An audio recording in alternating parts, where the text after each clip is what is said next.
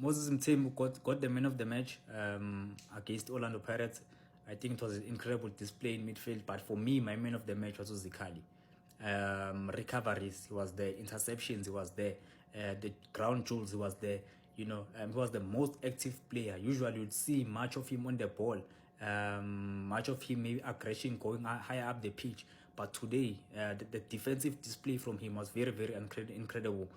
But to top it off, he scores an absolute brilliant goal, taking a shot from outside the box and beating who one might say is the best goalkeeper currently in the PSL, Osipo Chain.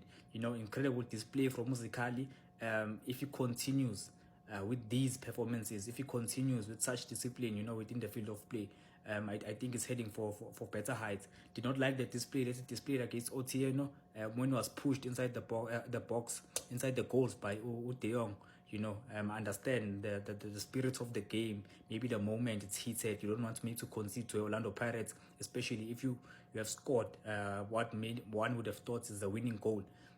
But incredible display from Mplelefano Zikali. Hopefully continues some of these performances and performs very well from Team Richards Bay, which has the ambitions of returning back to the MTN 8 as we saw them last season.